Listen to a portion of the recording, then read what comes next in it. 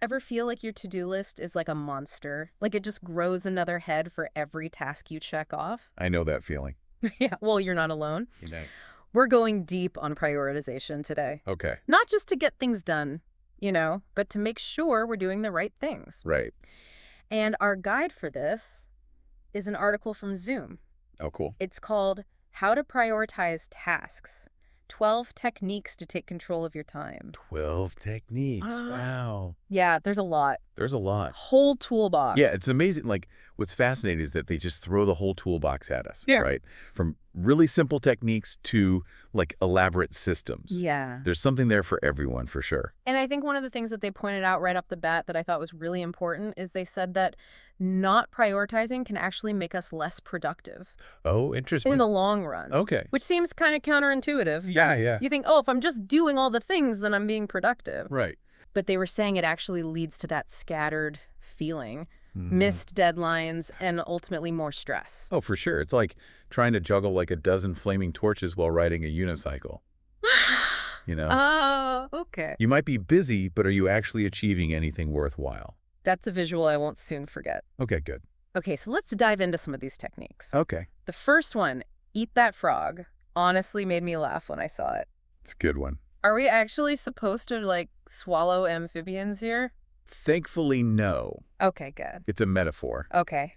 And the idea is to tackle your most daunting task Okay. first thing in the morning. Okay. Think of it as your frog. Got it. So that project you keep putting off, the difficult conversation you need to have, get it out of the way early. So the logic is that the rest of the day just feels easier by comparison? Exactly. It's about building momentum and that feeling of accomplishment early on. Yeah. And the article even suggests choosing your frog the night before so that you can jump right in when you start working. Yeah. I do like that. I like the idea of front-loading the mental effort. Yeah. Okay.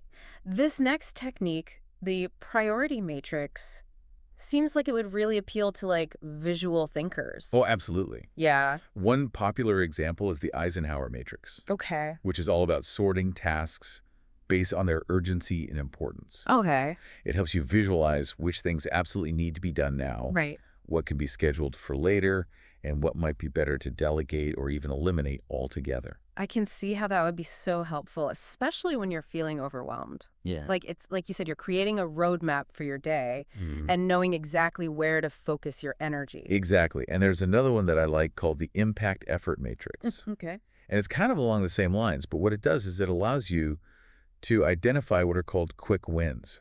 Ooh, I like that. So tasks that have high impact but require relatively little effort. Who doesn't love a quick win? For sure. Okay, now the article also talks about time boxing. Yes. And I have to admit, I've tried this one with very mixed results. Tell me about it. Yeah. I think maybe I'm doing it wrong. Well, it can be tricky. Yeah. It's about allocating specific blocks of time on your calendar for specific tasks. Right. It's about being intentional with your schedule, not just letting the day control you.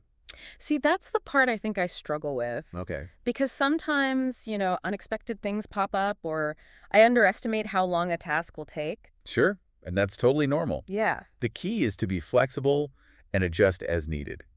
Okay. Like it's not about being rigid. Yeah. It's really about building awareness of where your time actually goes. Okay. That makes sense. It's yeah. like setting an intention even if reality sometimes throws you a curveball. Exactly.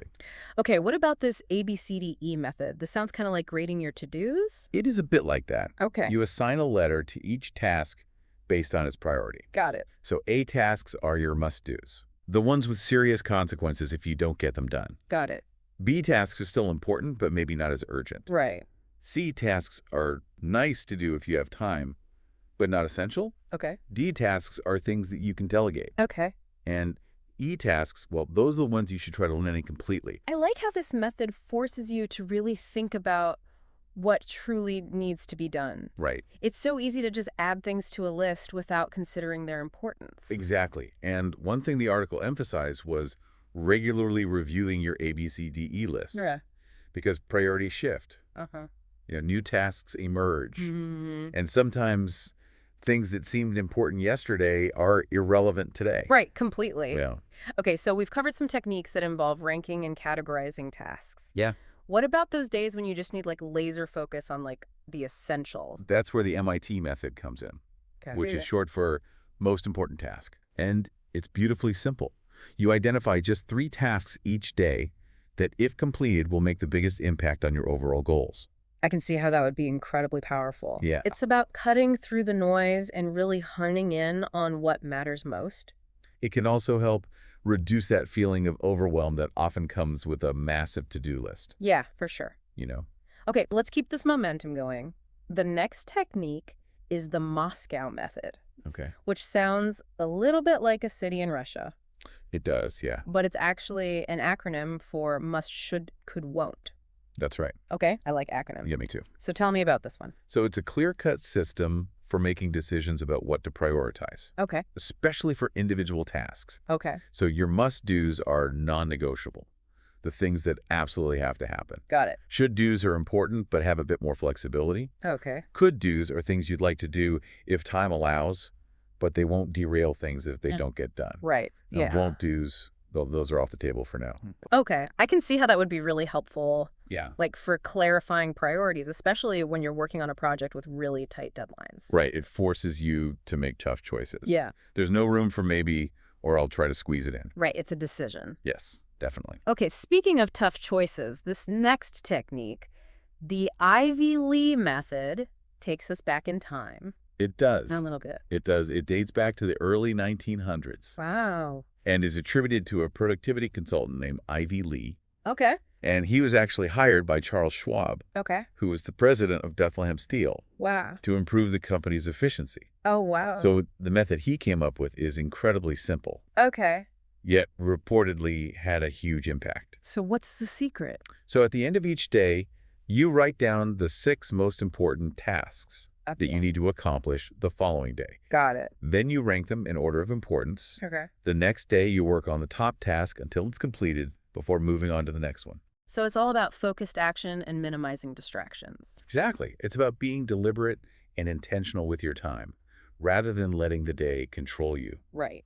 The article suggests taking a few minutes at the end of each day to reflect on your list Okay. and identify any obstacles that you encountered, Okay. which helps you refine your approach for the following day. Yeah, I like that emphasis on continuous improvement. Yes. Okay, so this next one, batching, sounds like something you do with cookies, not tasks. It does have a culinary ring to it, It does? but in productivity terms, batching is about grouping similar tasks together to minimize what's called context switching Okay. and improve efficiency. Can you give me an example? Absolutely. Okay.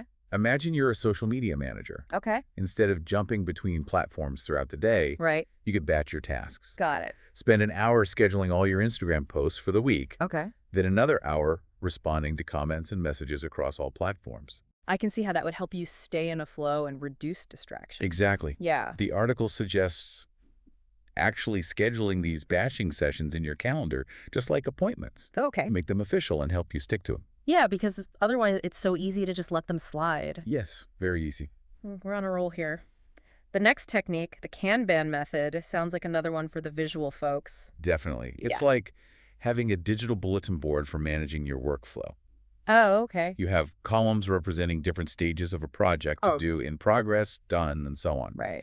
And then you create cards for each task and move them across the board as they progress. So it's a way to visually track your progress and see where things are getting stuck. Exactly. Okay, now this next one, getting things done, or GTD. Yes. Sounds very intriguing, but also a little bit overwhelming. It can seem that way at first, Yeah? but at its core, GTD is about getting things out of your head and into a system you can trust. It's about capturing all your tasks, ideas, and commitments in a central location, Yeah. so you can stop worrying about forgetting them. So it's really about like freeing up that mental space and reducing that feeling of being overwhelmed. Exactly. Okay. And the article explains that GTD involves 5 key steps: Okay. capturing, clarifying, organizing, reviewing, and engaging. Wow, that's a lot. Yeah, it is. Okay, break that down for me. Okay, so first, you capture everything, Okay. no matter how big or small. Got it. Then you clarify what each item actually means and what needs to be done. Okay. Next, you organize those tasks into actionable steps and projects. Okay, so it's like creating a master list of everything that's on your plate. Yes. Okay, what are the last 2 steps? So the fourth step is reviewing your system regularly to make sure it's up to date and still working for you. Okay. And finally, you engage with your tasks, taking action and moving them forward. Okay. And the article suggests using tools like Zoom Notes or Docs to manage your GTD system. Okay. I can definitely see the appeal of that. Yeah. It's about creating a sense of control and order amidst the chaos. Exactly. Yeah. And that feeling of control can do wonders for reducing stress and boosting productivity. Okay, we're getting close to the end of our technique tour here.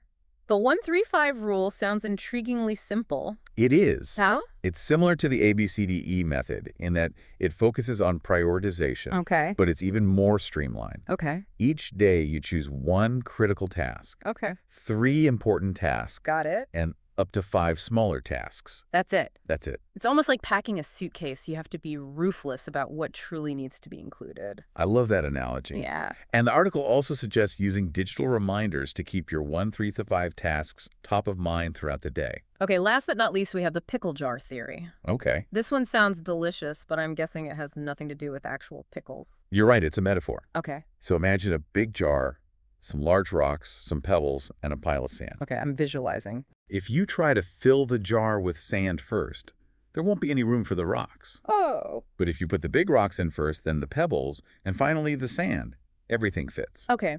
I'm starting to see the connection to prioritization. Yeah, The big rocks represent our most important tasks. exactly. If we focus on those first, Right. we create space for everything else. Yeah. But if we get bogged down in the sand, the small unimportant stuff, our most crucial tasks, might never get done. Right, because we run out of room in the jar. Exactly. Okay. The article even suggests identifying your big rocks each morning Okay. to set a proactive tone for the day. Wow, we've covered a lot of ground here. We have. From frogs to pickles. That's right. It seems like there's no shortage of creative ways to think about prioritization. There really isn't. Yeah, what's fascinating to me is that, each technique has its own unique approach, but they all share a common thread. The importance of being intentional Yes. with our time and our energy. I think that's a great observation. Yeah, and that's really what it's all about, right? Yeah. Choosing how we spend our precious time rather than just letting it slip away. Exactly. Yeah. And on that note, I think it's time to move on to part 2, Okay. where we'll explore some real-life examples Excellent. of how to apply these techniques to your daily grind. I am ready. Let's do it. Welcome back. All right. So now that we've sort of unpacked those 12 prioritization techniques, Yeah. I think it's helpful to see how they might actually play out Yeah. in the real world. I'm all for concrete examples. Okay, great. Yeah, my brain is already buzzing with all these different approaches. So let's start with Eat That Frog. Okay. Okay. Imagine you're a marketing manager Okay. with a big presentation coming up, Uh-huh. one that's maybe making you feel a little anxious. Oh, yeah. I know that feeling. Public speaking is definitely one of my frogs. So in this scenario, your frog might be like finalizing that presentation deck, Okay. right? It's high stakes. Yeah. The thought of it might be tempting you to procrastinate. Oh, absolutely. I'd be checking email, organizing my desk. Yeah, anything to avoid facing that presentation. Exactly. But by tackling it first thing in the morning, Right. when your willpower is fresh, Yeah. you get it off your plate and free up mental space for other tasks. It's like ripping off a Band-Aid. Just do it quickly and the pain is over. Exactly. Yeah. Now let's switch gears to the priority matrix. Okay. Imagine you're a project manager juggling multiple deadlines. Okay. Client requests, things are coming at you from all directions. Ooh, that sounds stressful. It can be, Yeah. but using the Eisenhower Matrix, Okay. you could categorize tasks like responding to urgent client emails Right. as urgent and important. Those go straight to the top of the list. Okay. Planning a team building event, while important, might fall under important, but not urgent. Got it. You can schedule those for later in the week. Okay, so what about those things that feel urgent but aren't actually that important? Yeah. Like checking social media notifications? Right. Those might end up in the not urgent, not important quadrant, Okay. which ideally you want to eliminate altogether or delegate. Ah, that's satisfying. I know, right? It's like decluttering your mental space. Okay, let's talk about time boxing. Yes. I think this technique can be really helpful, It can. especially for people who struggle with staying focused Yes. on a single task for too long. Like me. So the structure of time boxing can be really beneficial. Okay. So let's say you're a writer working on a blog post. Okay. Instead of just vaguely saying, I'm going to write today, Right. You could schedule a specific time block, Okay. like from 10 a.m. to 12 p.m., dedicated solely to writing. I can see how that would create a sense of urgency Yeah. and help you stay on track. But what if you get interrupted during that time block? Right, and that's where the flexibility comes in, Okay. right? You might need to adjust your schedule, Yeah. shift things around. Right. The point isn't to be a slave to the clock, but rather to cultivate an awareness of how you're spending your time. Yeah. It's almost like training your brain to focus in these short bursts. Exactly. Okay, I'm ready to tackle the ABCDE method. All right, let's do it. How would this work for someone in like a fast-paced sales environment? Okay, so let's say you're a sales representative Okay. with a long list of leads to follow up with Yeah. using the ABCDE method. Okay. You might categorize calling your hottest leads, Okay. those who have expressed strong interest, as your A tasks. Okay. These are the high-priority prospects that deserve your immediate attention. Makes sense. You want to strike while the iron is hot. What about the leads who haven't responded yet? Yeah. Those might fall into the B category. Right. Sending follow-up emails could be a B task. Right. C tasks might involve researching potential new leads or updating your CRM system. Okay. Things that are important but not time-sensitive. So it's really about that constantly reevaluating your priorities Yes. and making sure you're spending your time on the activities that will yield the biggest results. Exactly. And this is where delegating or even eliminating certain tasks becomes crucial. Yeah. Right? If you can free up your time from those C or D tasks, Right. you'll have more energy to focus on those high-value A tasks. I love how all of these techniques start to connect. I know, me too. Yeah, it's like building a productivity arsenal. Okay, let's talk about the MIT method. Okay. This would be especially helpful, I think, for entrepreneurs who are just starting out. Okay. Imagine you're launching a new business. Uh-huh. It's exciting, but also overwhelming, Yeah. right? There's a million things to do. Right. The MIT method helps you cut through the noise and focus on the essentials. Okay. Your 3 most important tasks for the day might be securing funding, building your website, and creating a marketing plan. Yeah, those are the foundational elements. Okay. Everything else can wait. Exactly. It's about focusing on the tasks that will have the biggest impact on your overall goals. Right. It's almost like a mantra. What are my 3 MITs today? I like that. Okay, let's move on to the Moscow method. Okay. I'm curious how this might play out in a student's life. Oh, okay. Yeah, a lot of our listeners are students. Imagine you're a student with a mountain of homework Yep. and upcoming exams. Oh, yeah. Been there. The Moscow method could be really helpful for prioritizing your study schedule. Your must tasks might be studying for that upcoming exam Right. in your most challenging subject. Those are non-negotiable. Right. Everything else has to bend around those exams. Got it. Your should tasks might be completing assignments Okay. that are due soon. Got it. Your could task might be things like reading ahead in your textbooks Right. or working on optional extra credit projects. Yeah, and let's be honest. The want tasks are often things like binge watching Netflix Guilty as charged. or scrolling through social media. Yes. But the Moscow method helps you recognize those distractions Right. and make a conscious decision about whether they're truly worth your time at that moment. It's about making choices that align with your goals. Yes. Both short-term and long-term. Okay, let's revisit the Ivy League method. Okay. I love the historical aspect of this one. I know, it's amazing to think that a technique from over a century ago Yeah. is still relevant today. It speaks to the enduring power of simplicity and focus. Yeah. So imagine you're a freelancer, Oh. juggling multiple projects, each with its own deadlines and demands. Uh-huh.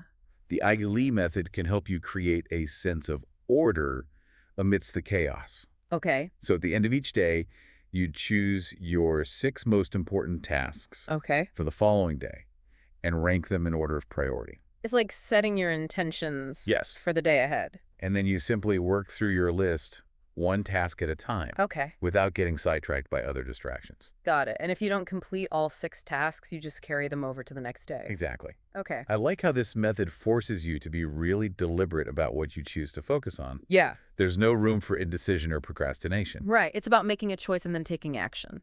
And that's one of the keys to productivity, isn't it? Yeah, definitely. Making clear decisions and taking action. Now let's revisit batching, but this time through the lens of social media management. Okay. Okay, I can see how this would be a game changer for anyone who manages multiple accounts. Imagine you're responsible for creating content. Okay. engaging with followers, and tracking analytics across several platforms. Well, I know that feeling. It's like a never-ending cycle of distraction. Right, and batching can help you break free from that cycle. Oh, okay. How so? So instead of jumping between platforms throughout the day, Right. you could dedicate specific blocks of time Okay. to each one. For example, spend an hour in the morning scheduling all of your Instagram posts for the week. Okay. Then spend another hour responding to comments and messages across all of your platforms. Okay, so it's like creating a more focused and intentional approach to Excellent. social media rather than just reacting to whatever pops up. And by batching your tasks, you're minimizing context switching and staying in a flow state, which can do wonders for your productivity and creativity. Okay, let's visualize the Kanban method in action. All right. Okay, I'm picturing a team working on a website redesign project. Okay. How would they use a Kanban board to stay organized? Their Kanban board might have columns for to do, Okay. in progress, Okay. design review, It's okay. development, Oh. testing, and done. Okay. Each task would be represented by a card, and they would move those cards across the board Got it. as they progress through each stage of the project. So it's like a visual representation of Yeah. the whole workflow. Everybody on the team can see at a glance what's being worked on, what's coming up next, and where any bottlenecks are occurring. Exactly. It promotes transparency and collaboration, Yeah. which are essential for any successful team project. Okay, I'm ready to dive deeper into that GTD method. Okay. It seems like this one could be really helpful for anyone working on a large, complex project, Yeah. like writing a book. Absolutely. Imagine you're a writer with ideas swirling in your head, research notes scattered across your desk, Uh-huh. and a looming deadline. Adding to the pressure, Yeah. the GTD method can help bring order to that chaos. So how would you apply the 5 steps of GTD to this scenario? So first you would capture everything, Okay. every idea, every snippet of research, every character sketch into a central location. Oh, This could be a physical notebook, a digital note-taking app, or a combination of both. right. The key is to get it all out of your head Okay. and into a system that you can trust.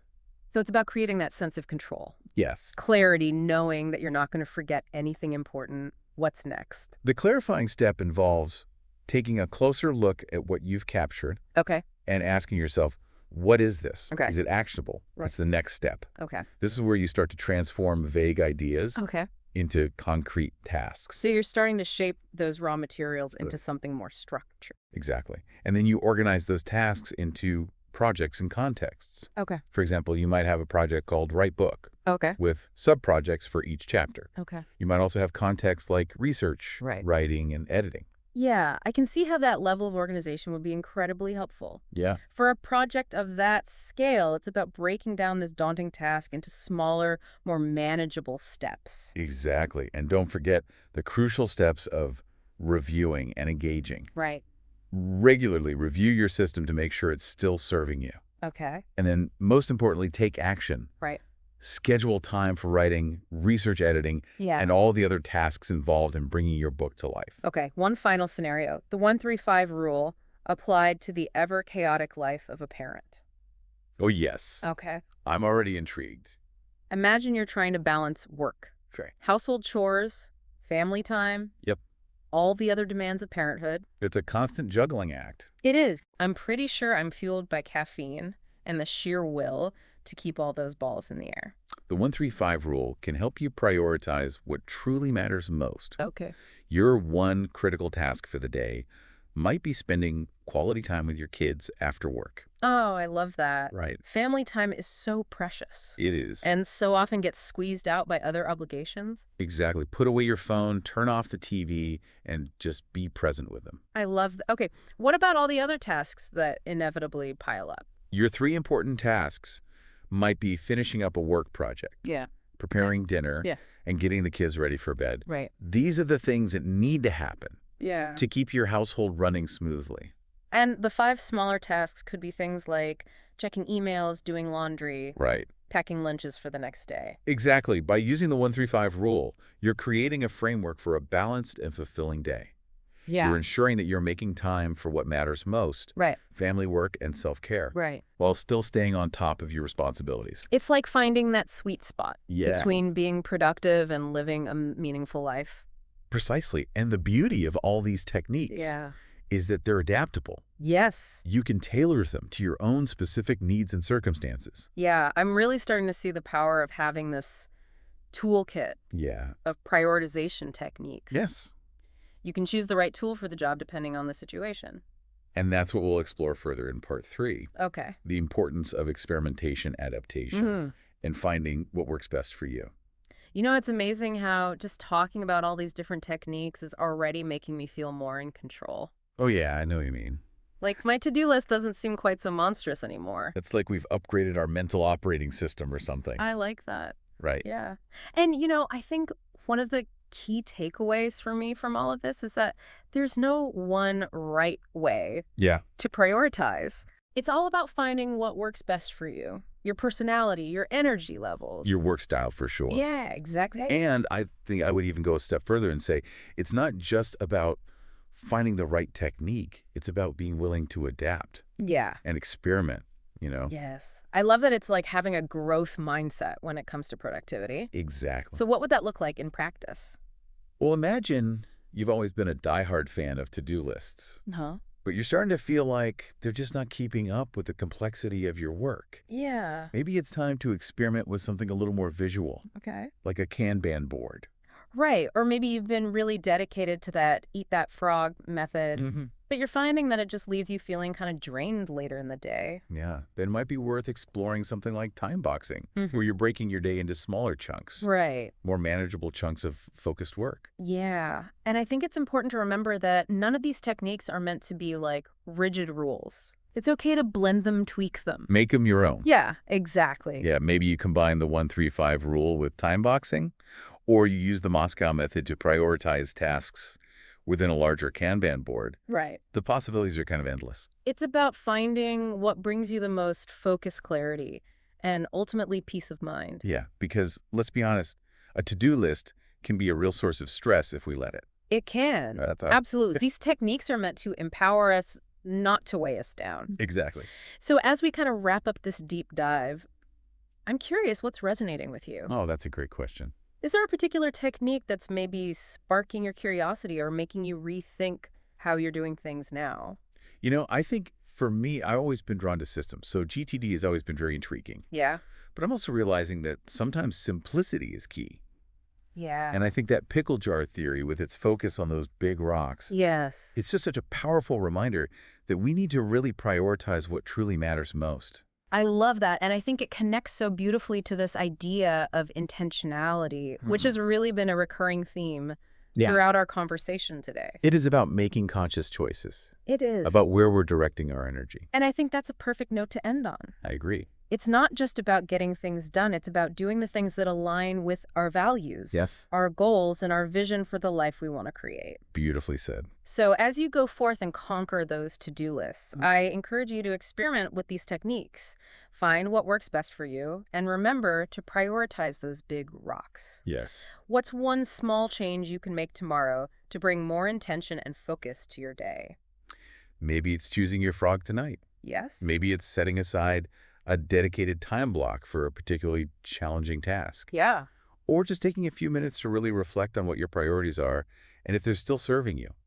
Every journey begins with a single step, and sometimes that step is as simple as choosing to be more intentional with our time. Until next time, happy prioritizing. Happy prioritizing.